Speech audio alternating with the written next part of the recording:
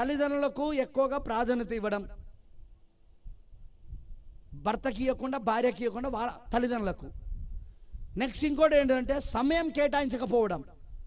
మీ భాగస్వామితో కలిసి గడపడానికి తగినంత సమయం కేటాయించకపోవడం. అందరితో టైం ఉంటుంది ఫోన్లో మాట్లాడడానికి, కూర్చొని మాట్లాడడానికి, అక్కడ వీధిలో అక్కడ టీ కొట్టు దగ్గర టీ తాగుతూ మాట్లాడడానికి. కానీ భార్యతో మాట్లాడడానికి, భర్తతో మాట్లాడడానికి మాత్రం వీళ్ళకు టైం ఉండదు. ఆ సీరియల్ పిచ్చి ఎక్కువ. భర్త ఇంటికి వస్తే సీరియల్ సీరియల్ సీరియల్, ఇప్పుడు సెల్ ఫోను, ఇప్పుడు ఫేస్బుక్లు, ఇన్స్టాగ్రాములు, ట్విట్టర్లు, వాట్సాప్లు, అపరిచితులతో ఫోన్లో మాట్లాడడాలు, చాటింగ్ చేయడాలు. చదువుకున్న పిల్లలైతే అపరిచితులతో వాడు ఎవడో తెలియదు కానీ వాడు ఫేస్బుక్లో పరిచయం, వాట్సాప్లో పరిచయం.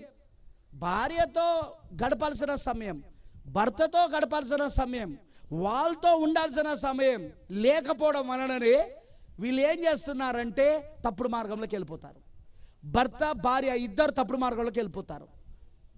అందుకే భార్య భర్తలు ఎప్పుడు ప్రతిరోజు ఒక సమయము కేటాయించుకోవాలి, కూర్చొని మాట్లాడుకోవడానికి, మనసు విప్పి కూర్చొని మాట్లాడుకోవడానికి, ఇంట్లో ప్లాన్లు వేసుకోవడానికి. అంటే ఏం చేద్దాం, ఈ విషయంలో ఏం చేద్దాం, ఆ విషయంలో ఏం చేద్దాం, దీన్ని ఇట్లా చేద్దామా, దాన్ని అట్లా చేద్దామా, ఇది కొందామా, ఇది కొనొద్దా, ఇవి మాట్లాడుకోవడం. తర్వాత భార్య భర్తలు ఇద్దరు కూడా ఒకరి అవసరతలు ఒకరు. ఆర్థిక విషయాలు, ఇంత డబ్బులు వస్తానాయి, ఇంత డబ్బులతో నీ పని చేస్తానా, ఇదిగో ఈ డబ్బులతో ఈ పని చేస్తానా అని భార్యకు చెప్పడం. భార్యను అడగడం, నీకు ఇంకేమైనా కావాలా, నీకేమైనా సలహా ఉంటే చెప్పు, ఏం చేద్దాము. ఇలాంటి ఏం ఉండట్లేదు ఇప్పుడు భార్య భర్తల మధ్యలో. ఒకవేళ భార్య అడిగింది అనుకో, ఏమండి ఏమి మీరు నాకేం చెప్తలేరు, ఏదే నీకు చెప్పేది, ఏది ఏది ఏది ఏది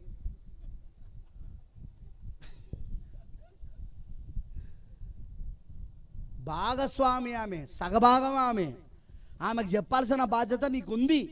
నువ్వేమనుకుంటున్నావు ఆమెకు చెప్పు. ఆమె ఏదైనా సలహా ఇస్తుంది, కరెక్టో కాదో ఆలోచించు. సలహా తప్పైతే వద్దు, అలా చేయొద్దులే అన్నాను, వద్దు అలా వద్దులే అన్నాను. సలహా కరెక్ట్ అయితే తీసుకో. ప్రైజ్ ది లార్డ్, హల్లెలూయా. సమయానికి నెక్స్ట్